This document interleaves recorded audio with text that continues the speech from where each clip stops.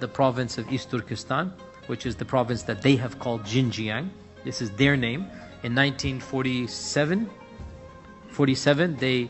the Chinese government basically invaded this province, which was not under Chinese control, and they occupied it, and they acquired it, and they basically made it a part of China. And the people there, they are more Turkish than they are Chinese. They don't speak Mandarin, they don't speak Chinese. Ethnically, they're different. They're not the Hui Muslim. These are what are called the Uighur Muslims, okay?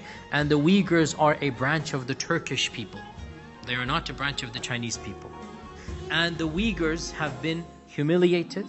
They have been colonized for the last 60 years. And obviously, push has come to shove, and the Uyghurs are now fighting back.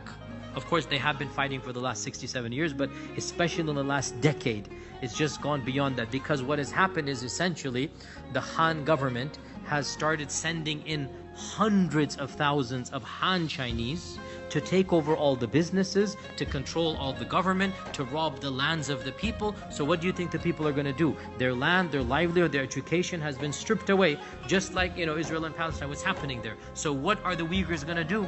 They're doing what any people would do when they have been subdued and humiliated. So when they are now fighting back, the government is saying, oh, Al-Qaeda there, terrorism there, ISIS there, even though they have nothing to do with those movements, right? They have nothing to do with it. They're fighting for their independence, the Uyghur independence. The UN and Amnesty and others have said that this is one of the worst cases of human rights violations since World War II is taking place right now in that province of Xinjiang or East Turkestan, where essentially the government now has taken the Uyghur people as an enemy. And they are attempting to wipe out Uyghur civilization by force. And they're doing this by forcing them to give up their language, their culture, and of course their religion. And the tactics are truly terrifying. They will make your hair grow white.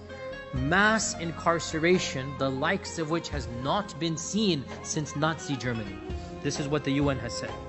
Not thousands, not tens of thousands. It is said hundreds of thousands of people have been rounded up at will and taken into concentration camps right now as we speak, where they are forced to be indoctrinated into the Han culture, Mandarin language, forced to eat pork, forced to not pray, basically cannot live their lives as Muslims. Those that are not taken to the concentration camps, within the Uyghur population, the Han Chinese are now living amongst them. They say we are guests. They'll walk into your house, they say we are a guest. What does that mean? You're a government agent and you have the right to occupy the house and live in it at the expense of the host Uyghur. And they're going to monitor that you're not praying, you're not reading Quran, you're not doing anything Islamic. This is like the Inquisition, if you know what happened. This is like the Inquisition, when the Catholics would send people to monitor. So the Han government is now doing this to the Uyghur population. Any Han person can say, I want a bride.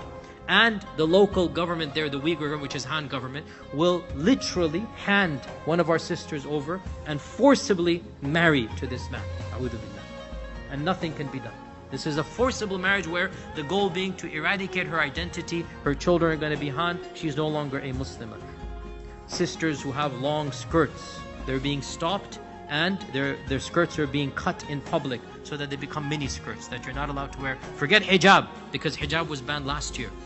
In the broad daylight, there is a table of food in Ramadan, and the Uyghurs are forced to have free lunch on the government. What does that mean? If you don't eat, you will be whipped, killed, tortured, taken away. Everybody is forced to eat. And one of the Uyghur brothers came to me and said his own brother had been arrested and he wants to know the fatwa, can he eat in the daylight of Ramadan to save his life? Because he is being forced as a teacher, school teacher. They took him in front of everybody and they basically gave him a plate of food in Ramadan.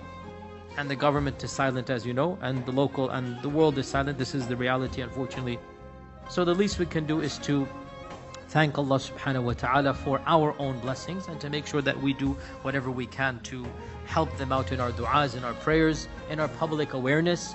I don't think we can even give money to them at this stage because the government has blocked off everything. So it's really that province where Islam is being clamped down upon. No Jumu'ah, no Ramadan, no hijab, no Quran. That province, the Xinjiang province.